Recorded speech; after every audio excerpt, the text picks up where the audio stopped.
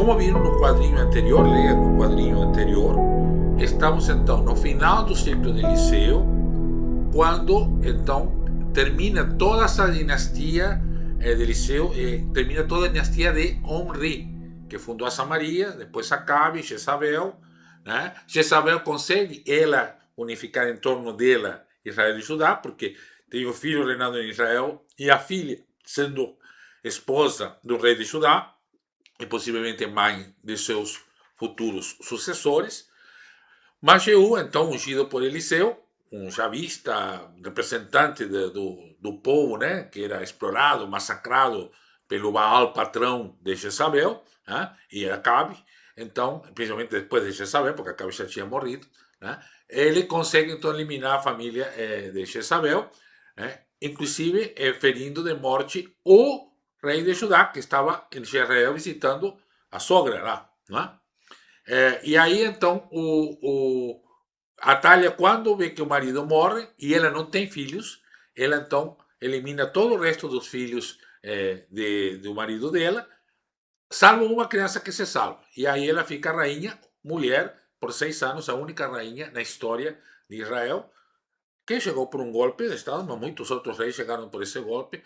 E é o único jeito de uma mulher um dia reinar em Judá. Mas teve o reinado de Atalha, e depois então Joás, uma criança de 7 anos, a substitui, e aí o mito da criança substituindo, né, a criança sendo emissária de Deus para uma transformação. Né? Que veremos que isso vai acontecer de novo mais adiante. E essa dinastia de Jeú parece extremamente bem sucedida.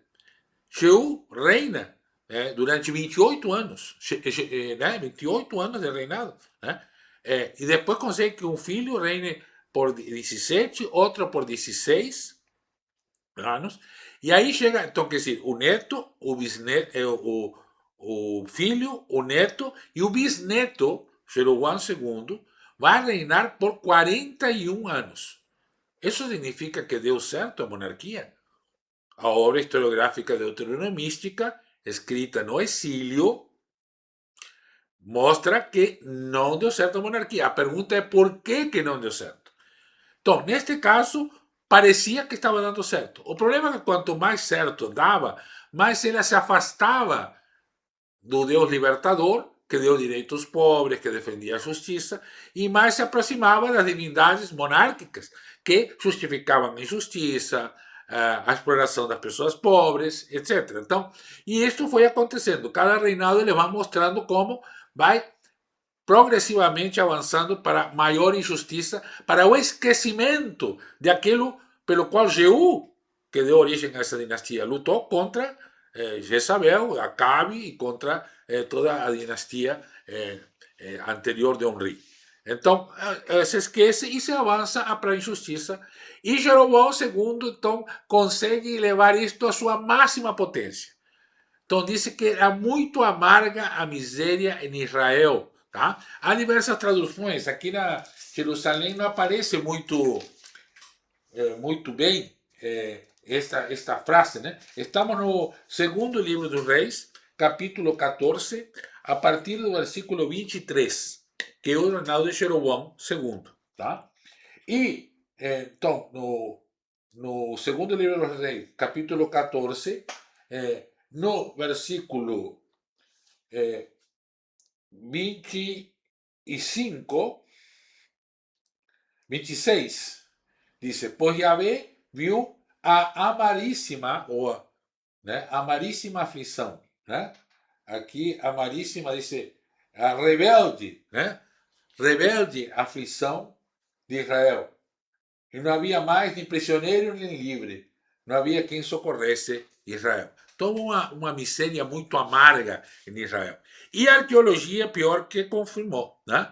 Quando se fizeram escavações da Samaria desta época, dá para ver claramente a divisão entre ricos e pobres.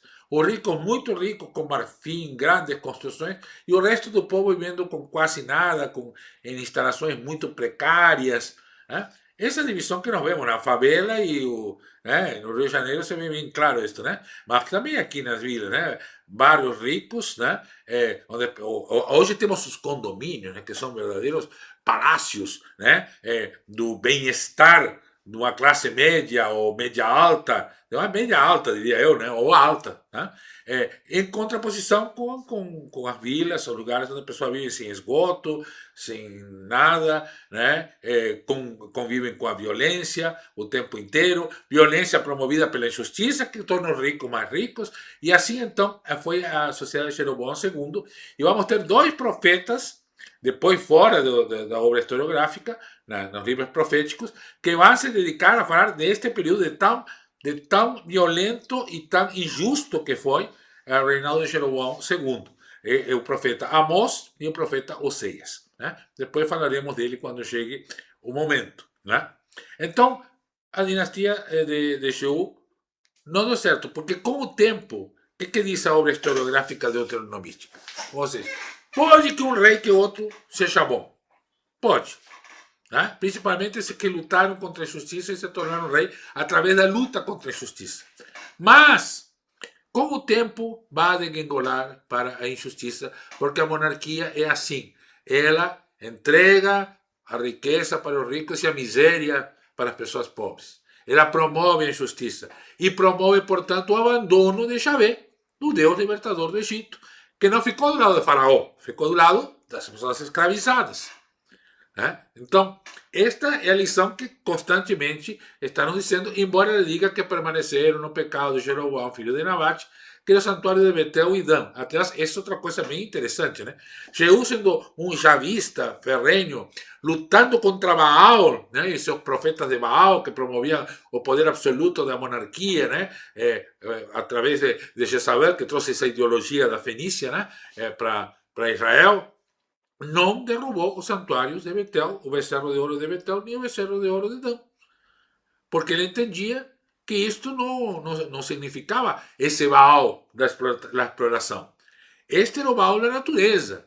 Né? O El, o Deus máximo, Asherá, Baal, Anati, Mote, divindades da natureza, do ciclo da vida, né?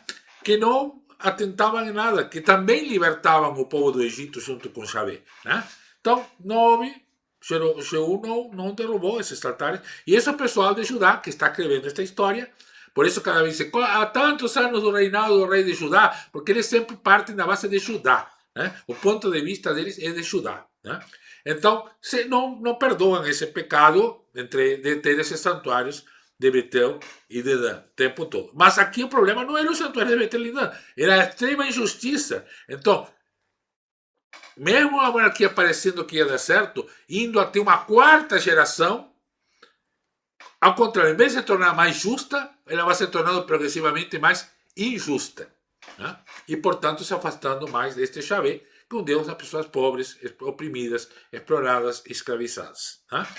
E assim nós vamos. Então, Jeroboão consegue que seu filho Zacarias o suceda.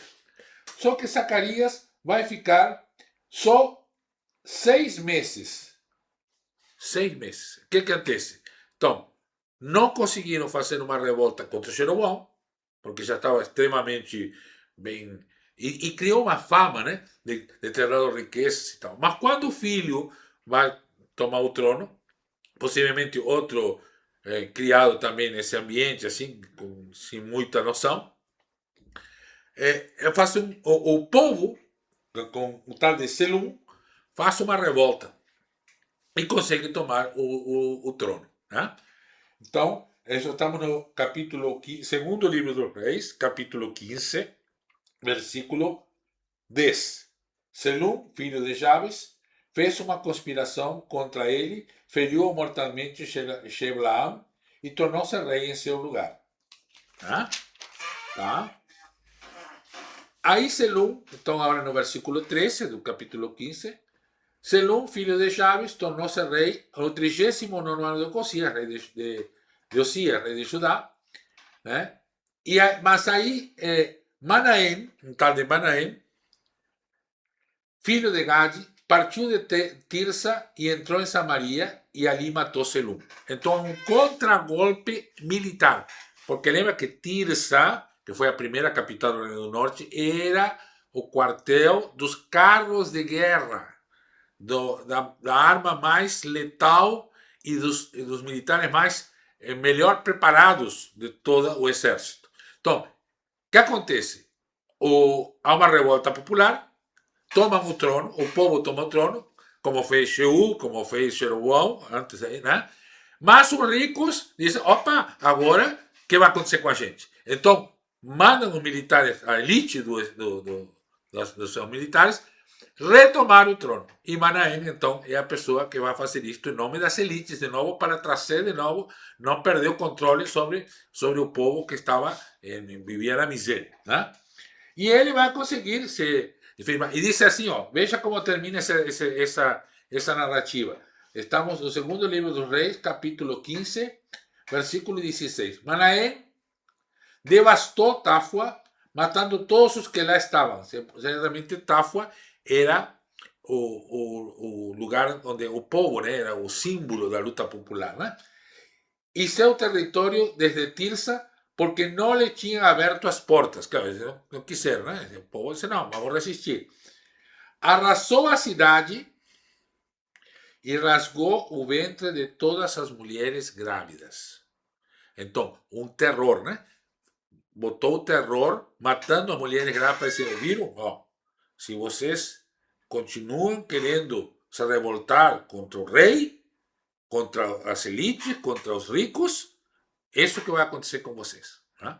Então, o terror da violência que se estabelece, né? Como fazem na Palestina, em tantos lugares, né? Querendo amedrontar o povo para que o povo não reivindique aquilo que é direito, né? Dele. E, de fato, ele consegue reinar durante 10 anos. 10 anos, então, Manahem vai reinar pela força, certamente com muita repressão, muita morte, muita perseguição, né, para qualquer um que se revoltasse, né? Porque já deu aviso já logo desde o início. No versículo 23 do capítulo 15, o Faseia, filho de Manahem, tornou-se rei por 2 anos. Então, aí de novo, aí o filho consegue, mas ele só consegue ficar 2 anos. Porque o pai mantinha com força, mas o filho não consegue, né? Então, o que acontece aí? Seu escudeiro, Faseia, filho de Romelias, conspirou contra ele. Né?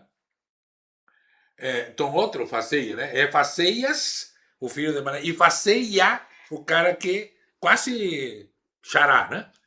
Que, então, filho de Romelias, conspirou contra ele, assassinou em Samaria, na torre do Palácio Real. Tinha consigo 50 homens de Galaad, matou o rei e reinou seu lugar. Se foi na torre do Palácio Real, seguramente foi um golpe interno, né? Ou seja, gente que queria o poder no lugar do outro, que é aquela briga de poder, né? E aí Faseia, então, este vai assumir o lugar, né, dele. E aí Faseia, filho de Romelias, tornou-se rei de Israel e reinou 20 anos. Este consegue se firmar. Né? Então, e fica 20 anos como rei, né? Mantendo o poder das elites. De repente, para o filho de Manahem cresceu o olho, né? Queria pegar mais, e aí eu fazia isso, não, manda, tira aquele e bota outro que nos dê o que a gente precisa, né? Mas também no tempo de Faseia, rei de Israel, veio Teglat-Pileser, rei da Síria, e tomou Aion. Então começam os assírios a avançar, né? O rei da Síria começa a avançar sobre os territórios, né? E aí, quando os assírios, mesmo que ficou 20 anos, no final do reinado de Faseia, Oseias, filho dela, conspirou contra Faseia, filho de Romelias, e feriu mortalmente e tornou-se rei em seu lugar. Né? Porque aí já havia os assírios, já estava o desespero das elites, que vão fazer? Chega os assírios, vão tirar tudo, e aí mandava um matar o outro, né? E era golpe sobre golpe, morte sobre morte, e assim que termina a monarquia em Israel. Né? Um desastre total, né? Aquela ideia das tribos, da justiça, não cabia no sistema monárquico. Esta conclusão praticamente.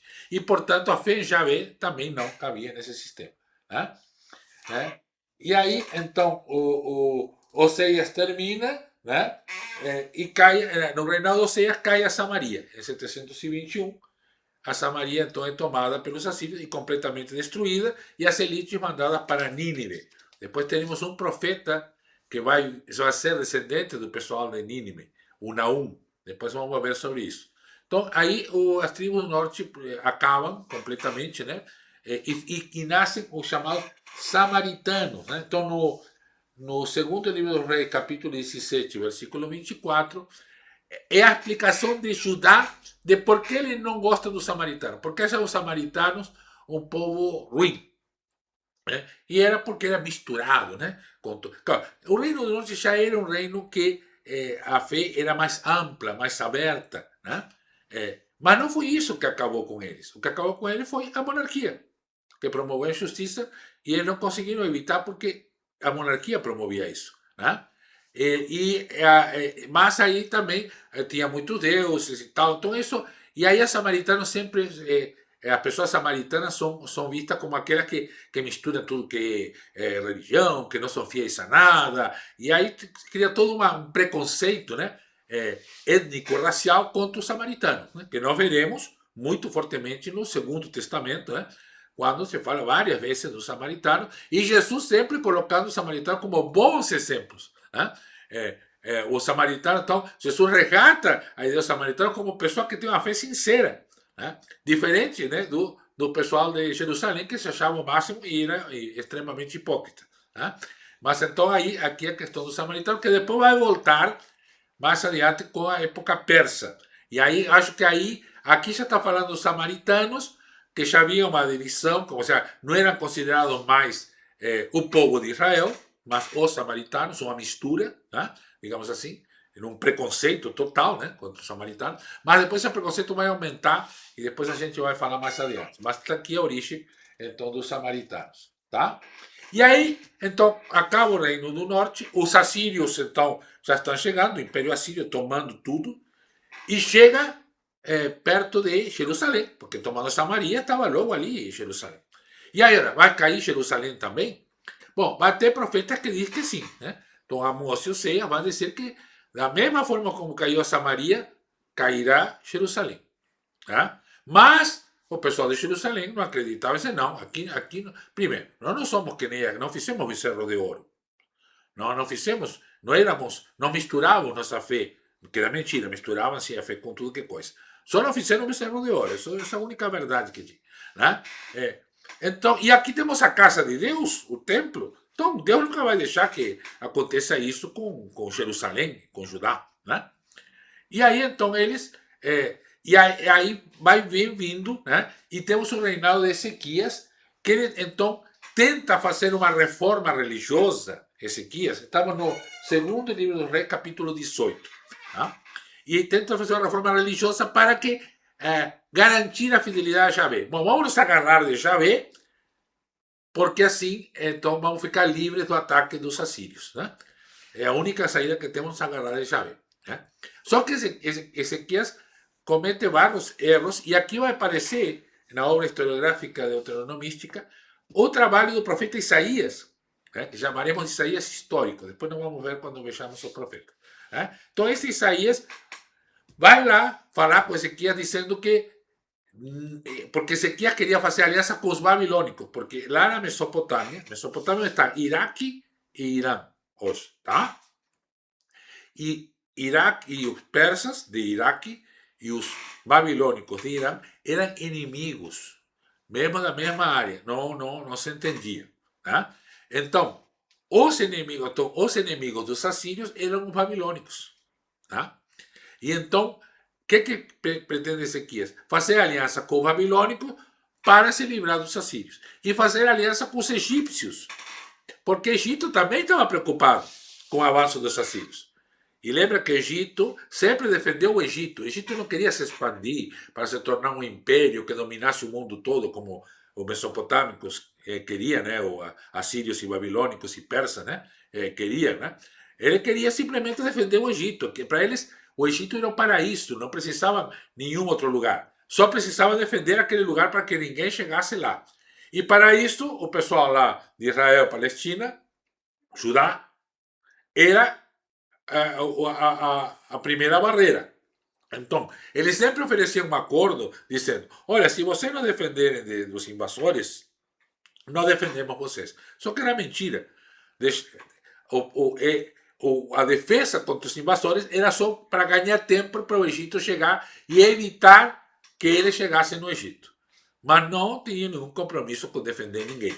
Só se defender usando os povos que estavam mais ao norte como ou mais ao leste como escudo. Tá? E Isaías disse isso para Ezequiel. E Ezequiel chega a mostrar os tesouros de Jerusalém para os babilônicos. Ezequiel, não, tu não tem que fazer aliança com ninguém. Confia em Javé, pratica a justiça e isto é necessário para resistir. Né? Mas Ezequiel faz uma reforma religiosa, fecha todos os santuários populares, concentra todo o culto em Jerusalém, mas não pratica a justiça. Mantém a riqueza na mão das elites, a pobreza nos pobres. Então, por isso os profetas vão dizer, olha, o mesmo problema que tinha em Israel, que caiu lá na Samaria, na mão dos assírios, tem aqui. Porque tu não consegue fazer justiça. Não adianta adorar só a Javé e a nenhum outro Deus, se não pratica justiça. Né? Então, Ezequias vai fazer essa tentativa, né? Essa reforma, mas em 701 vai ter, então, estamos aqui, Ezequias começa a reinar em 716 e na metade do reinado de Ezequias, 701, os assírios cercam Jerusalém. E aí o profeta dizia, possivelmente Isaías e Miqueias, que atuam na mesma época, dizendo, vai cair porque o pecado que tinha lá estão cometendo aqui também. Tá? Mas não cai, porque os babilônicos começam a avançar. Então, isso mostra que as profecias do Antigo Testamento, o Primeiro Testamento, não são adivinhação, são projeções. Ou seja, os profetas projetam que se continua praticando justiça, que se continua fazendo a mesma coisa que fazia no Reino do Norte com Jeroboão II e seus sucessores, né? A sorte seria a mesma. Só que não sabiam na mão de quem. Possivelmente dos assírios que estavam logo ali. Mas os assírios, então, cercam Jerusalém. Quando estão para tomar Jerusalém, os babilônicos começam a avançar do outro lado do reino, lá, né, na Mesopotâmia, e eles são obrigados a recuar. Então, eles recuam. E aí o pessoal diz, viram? Tínhamos razão. Jerusalém nunca vai ser destruída porque a casa de Javé não tem nada a ver. Essa palavra do profeta de injustiça, de que iam ter a mesma sorte de Samaria, tudo mentira, não é verdade, não vai acontecer nada disso. Olha aí, os assírios recuaram. Então aí é um retrocesso, né? E Ezequias achando que deu tudo certo. Né? E assim vamos andando no reinado de Ezequias, né? Mas os babilônicos ainda não chegam. Os assírios se mantêm lá na Samaria, mas não conseguem tomar Jerusalém. Os egípcios também ficam tranquilos, porque não avançaram mais. Né? E aí, então, vem a intervenção do profeta Isaías, que contra as alianças, mas depois nós vamos ver o profeta Isaías no livro do profeta Isaías. Aqui vamos ver por que o pessoal que estava no exílio se concentrou tanto com Isaías. Né? Mas vamos ver depois isso. Né? Mas então Isaías intervém. Tá? Aí, então, há esse recuo dos assírios. Ezequias tem uma doença terrível, uma lepra, né? Estamos no segundo livro dos Reis, capítulo 20. Naquela época, Ezequias foi atingido por uma doença mortal, possivelmente lepra, né? E o profeta Isaías, filho de Amós, veio a dizer-lhe: assim fala Yahvé, põe em ordem a tua casa, porque vais morrer e não sararás. Né? E então disseram, bom, agora é teu fim, né? Aí então termina o reinado de Ezequias, que tentou unificar o culto a Javé, e o filho dele, Manassés, faz o contrário. Parece que Manassés disse que Ezequias, parece que ele entendeu que Ezequias, inclusive, morreu por causa dessa doença, porque não entendeu. Em vez dele, para Manassés, em vez de Ezequias ter se fechado e recuperado a fé em Javé, mesmo que não praticasse a justiça, foi um erro. Ele tinha que ter abraçado a fé dos assírios, porque aí ele ia se tornar tão poderoso quanto os assírios. Né? Segundo Manassés, essa ideia mágica de fé, né? Que se eu tenho a fé, eu posso ficar rico de um dia para outro, porque Deus me vai abençoar. Independente do que eu faça, independente que eu viva numa cidade numa sociedade justa ou injusta, que eu seja machista, racista, qualquer coisa. Né? Então, e Manassés parece ter essa ideia. Disse, não, meu pai errou. Se agarrou do Deus errado. O Deus Javé nunca nos trouxe nada bom. Esse Deus só dá direitos pobres. Traz profetas para nos denunciar e discordar com nossas políticas, né, de dominação, de opressão. Então, vamos abraçar divindades que correspondem, né? Como Jezabel fez lá no Reino do Norte, né? E Acabe. Então ele abraçou a fé assíria com tudo. E matou todo mundo que era a favor de Javé. Não temos um profeta que tenha uma palavra dessa época, porque certamente foi como chamamos depois aqui na América Latina, uma ditadura, né, das piores, né, assassinando todo mundo, né, por 50 anos. E tanto, indo atrás, ele sacrifica seu próprio filho aos deuses assírios. Era um cara desesperado pelo poder e por qualquer ideologia, religião que lhe desse mais poder e mais poder e mais poder. Então assassinava, matava, destruía, reprimia, e com apoio das elites, porque as elites lucravam com tudo isso. Né? Não era, quem morria não era o filho dos ricos, era o filho dos pobres, era quem se revoltava, quem denunciava o rei. Né? Veja o que diz aqui a obra deuteronomística sobre o reinado de Manassés, Israel. Reconstruiu lugares altos que Ezequias, seu pai, havia destruído, então voltou atrás, botou todos os santuários, né? Ergueu altares a Baal, o mesmo Deus de Jezabel, Baal, né? O Deus patrão. Fabricou poste sagrado, que é Asherá, como havia feito Acabe de Israel, prostrou-se diante de todo o exército do céu e prestou-lhe culto. Construiu altares no templo de Jerusalém, que se botou outras divindades dentro do templo de Jerusalém, de Javé, templo de Javé, do qual Javé dissera, e em Jerusalém eu colocarei meu nome. Edificou altares para todo o exército do céu, nos pátios do templo de Javé, enfim, e assim vai, né? E praticou adivinação, colocou Asherá no templo, né? Mas Asherá, como veja, no Reino do Norte, Asherá não era um problema. Ni ele, ni Asherá, ni Baal, ni Mot, estava tudo junto. Né? Mas com qual lema? Estes são os deuses que te libertaram do Egito. Agora ele vai abraçar também Baal, Asherá e tudo, mas não como Deus que liberta, como Deus que justificam a opressão, a morte e a exploração. Não como deuses da natureza, do ciclo agrícola, da produção, não. Como deuses que dão poder, né, a quem é usador. Né? E assim ele vai, segundo livro dos Reis, capítulo 21, versículo 16, diz assim: Manassés derramou também o sangue inocente em quantidade tão grande que inundou Jerusalém de um lado ao outro. Vou repetir.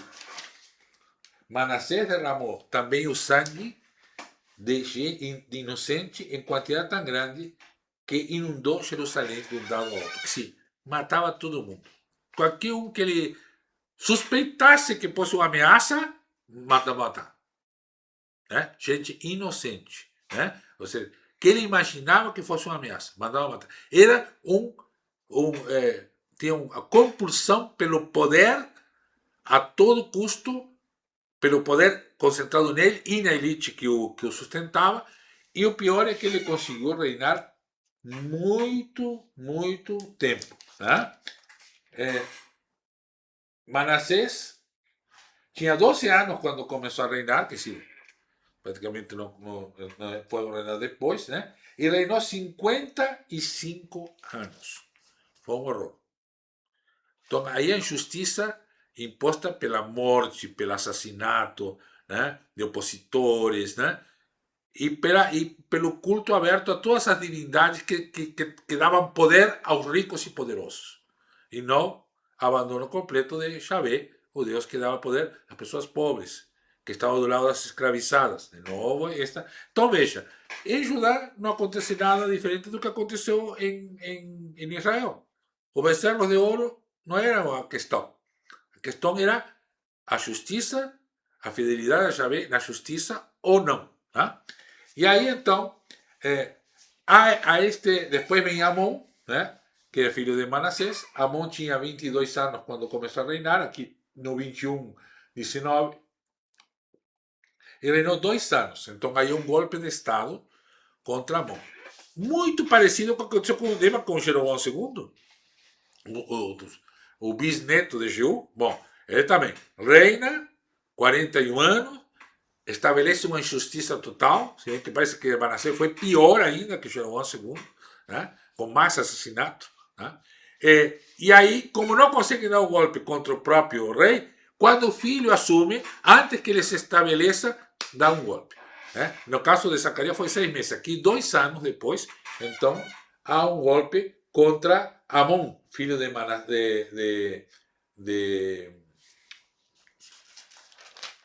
filho de Manassés. Né? E aí, então, os servos de Amon conspiraram contra ele, que é um golpe interno da própria elite. Né? Isso no versículo 23 do capítulo 21 do segundo livro dos Reis. Mataram o rei no seu palácio, mas o povo da terra, quem é o povo da terra? Os proprietários de terra de Jerusalém. Aqui as elites reagem diferente que como reagiram no norte. No norte as elites, tudo bem, se tu fosse lá, matasse todo mundo, né? Mas não confia neste Amon. Né? Então dizem, não, vamos continuar, queremos continuar com a dinastia de Davi, porque a dinastia de Davi é nossa identidade como sistema monárquico. Então, o povo da terra matou todos os que haviam conspirado contra o rei Amon e proclamou rei em seu lugar o seu filho Josias. E quantos anos tinha Josias? Agora, no capítulo, segundo livro dos Reis, capítulo 22, versículo 1. Josias tinha 5 anos quando começou a reinar e reinou 31 anos em Jerusalém. 5 anos. Então, lembra que Joás, quando foi a Atalha, era 7 anos. Agora 5. Então, quer dizer, a ideia de que Deus trará a salvação por alguém que reinará sendo ainda criança. Né? Então, isso vai crescendo esta ideia. Olha, de novo, uma criança, né? Está nos salvando. Mais uma vez, né? Então, e aí Josias reina sobre a tutela dos sacerdotes e, evidentemente, ele então volta atrás todo o que Manassés tinha feito. Né? Então, ele vai centralizando o culto em Jerusalém e manda reformar o templo, que estava um desastre, né? Porque Manassés, além de ter colocado tudo que divindade lá para dentro do templo de Jerusalém, né? Para que esquecessem do Javé libertador do Egito, essa que era a ideia, né? Que esquecessem daquele Deus que libertou o povo do Egito. Né? Ele manda reformar, e no meio dessa reforma, quando estava arrumando uma parede, quebra a parede, aparece um rolo com a lei. De onde que veio esse rolo da lei? Bom, essa é uma polêmica que tem até hoje. Né? Um disse que podia ter vindo do norte. Quando o pessoal caiu a Samaria, alguém pegou um rolo da lei lá do norte e trouxe para depositar lá em Jerusalém. Pode ser. Mas a teoria que mais tem aceitação é que seria da época da reforma do avô dele, do Ezequias. Então, uma lei escrita na época de Ezequias, uma versão da lei que nunca Ezequias conseguiu levar adiante. Aí Josias trazem o rolo, ele lê o rolo. Não sabemos o que estava escrito naquele rolo da lei. Mas ele tem uma ideia. Diz, olha, se chegamos a esse ponto, é de fato porque esquecemos a revelação de Yahvé, libertador. Né? E estou vendo que Yahvé é um Deus da justiça. Que se não fazemos justiça a pessoas pobres, nunca seremos fiéis a Yahvé. Nunca haverá prosperidade. Não há futuro. Mas também temos que adorar somente a Yahvé. Por quê? Porque adorar qualquer outra divindade é um perigo. Porque na época, todas as outras divindades, em geral, né, as que estavam aí, digamos assim, na vitrine, eram divindades que justificavam o poder e a opressão dos reis. A única divindade que não justificava isso era Javé, porque era a divindade de um povo que tinha sido escravizado por um rei e tinha sido libertado. Ele disse: olha, vamos retomar essa lei. Está aí a nossa saída. Então ele retoma essa lei. Mas o mais interessante, então ele traz a lei, ele diz que para retomar a lei, mas ele está na dúvida: mas será que estou no caminho certo? E manda consultar quem? Uma profetisa, uma mulher profeta. Sim, sim. Aparecem de novo as mulheres como as mensageiras de Javé para dizer se estava ou não no rumo certo. E essa profecia se chama Hulda. Ela é esposa do roupeiro do rei. Quem é o roupeiro do rei? Era o cara que guardava as vestes do rei, né? Para diferentes coisas que se faziam. Então, esse roupeiro então, tinha uma esposa que chamava Hulda, que era conhecida como profetisa. E ele vai consultar lá no capítulo 22, né? No versículo 11, consulta a profetisa Hulda, que diz: olha, Josias, tu está certo, mas não vai dar certo porque a monarquia não presta. É meu resumo, claro, você vai ler aqui, né? Exatamente. Então, um sacerdote consulta uma mulher profetisa para essa mulher autorizar o rei a fazer a reforma. Nunca mais sabemos essa profetisa, mas sabemos que havia mulheres profetisas e era muito importante. E Josias, que tinha criado desde criança, dos 5 anos, com os sacerdotes, sabia que devia consultar esta mulher para poder seguir em frente com sua reforma. Muito importante isto, né? E aí então ele estabelece essa reforma: um rei, um templo, né? E a justiça, né? Como base. Então tem que haver justiça para pessoas pobres. E vai dando certo o reinado dele, né? Até que começam a avançar os babilônicos, porque também é uma época que os assírios se retiraram e os babilônicos ainda não tinham chegado. Então foi uma época boa, que não havia inimigos externos, então se podia praticar a justiça, e deu bastante certo. Até que Josias, em um momento, ele resolve, quando chega o babilônico, porque para ele os assírios eram os inimigos e os babilônicos eram os amigos. Ele aprendeu isso com Manassés. Aprendeu errado. Não com Manassés, não, desculpe, com Ezequias, com o avô dele. Aprendeu errado. Assírios e babilônicos eram inimigos. E os egípcios também eram inimigos. Porque todos eles queriam o fim do povo, queriam dominar, oprimir. Né? Então, o que acontece? Os babilônicos vêm vindo e os egípcios, com o rei Necau, vão subindo para achar os babilônicos o mais longe de Egito que seja possível. E ele se mete no meio do caminho, tentando evitar que os egípcios passem pelo território dele. E aí ele é morto numa batalha, morre Meguido, finalmente, né? E quando ele morre, tudo que ele conseguiu desaparece, porque as elites estavam meia contra ele. Não conseguiram derrubar porque havia um certo bem-estar, né? Que as elites não conseguiam evitar, né? De ver, e o povo estava relativamente contente, né? Mas queriam, elas tinham que ser solidárias, não queriam isso, né? Então, quando ele morre, volta tudo atrás e as elites tomam de novo o poder, né?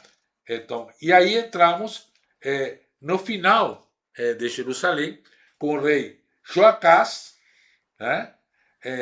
Joaquim, e aí com Joacás, então, é filho, né? Joacás tinha 23 anos quando começou a reinar, né? E depois, então, veio o Joaquim, e com Joaquim, os babilônicos, então, chegam a Jerusalém em 592 e levam o rei Joaquim e uma parte da elite de Judá para a Babilônia. E ainda tinha gente que achava que não ia acontecer nada com Jerusalém, porque ainda estava o tempo.